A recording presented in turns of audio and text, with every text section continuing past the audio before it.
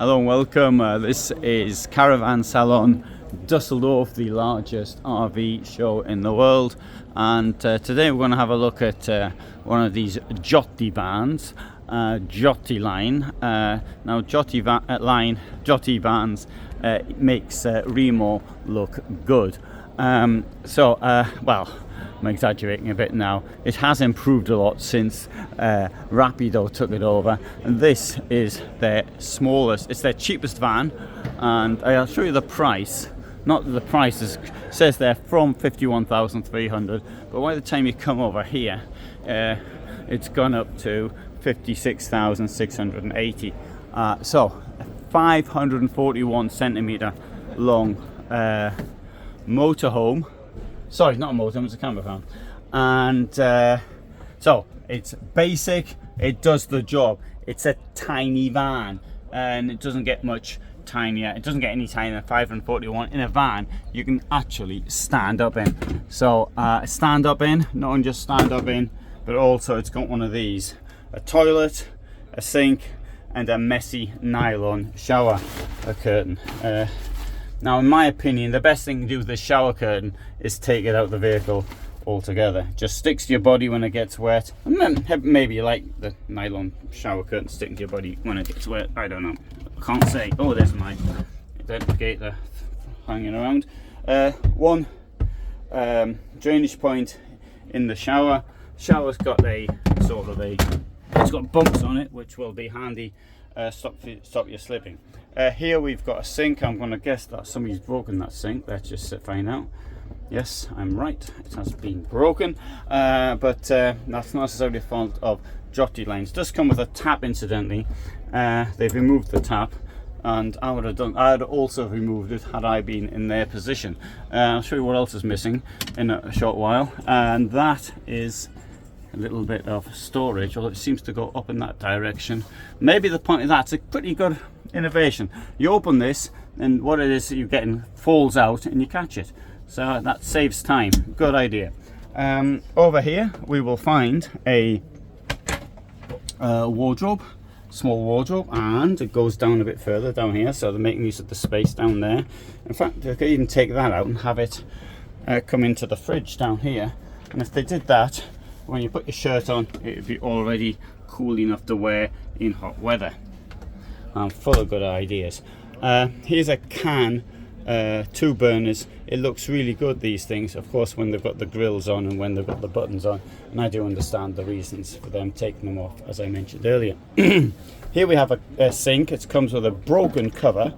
There you go. I bet you think I was in here earlier and I broke that.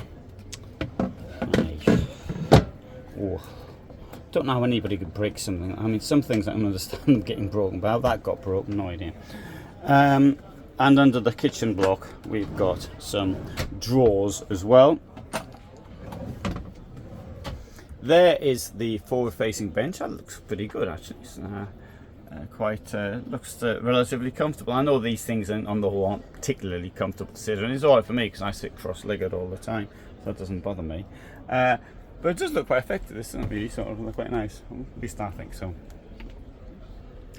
Table can be extended. There's the bit of the table that can be extended, and comes out like that. See, a nice big table there now.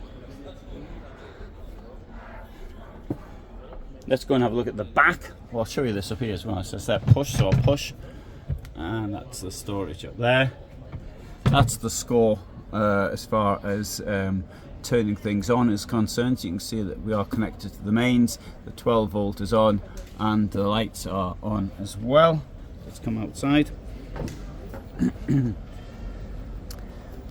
So it's on a Citroen jumper. I don't think I mentioned that. And that's what it looks like at the back. See, plenty of space there for storing things. This will come up, this will come out, and you get all this space there. You've got a board there. You can take the board out if you've got a long bulky thing to carry. In here we've got space. Sorry, take that back. We've got space for one large gas cylinder, and there's some cubby holes there for keeping things which will fall out, or at least to get them there when you open the door. Windows in the door, come with insect net and one of these things for darkening, which these things are all the rage now. I've noticed that Remis has started manufacturing them possibly again, instead of the pleated things which most of us have got in our motorhomes. Alright, so you can see also there's a light, a skylight above the bed, handy for opening and keeping you cool in the summer. I leave mine open at night. Unfortunately, so far I haven't got wet because as soon as it starts to rain, I seem to wake up automatically.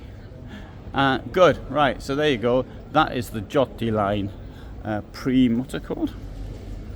Privilege. There you can see the names written there, Privilege. Giotti Line, it's 541 centimeters long, smallest camper van, self-contained camper van you can stand up in size on the market, thus qualifying for being a tiny van. Thanks for watching.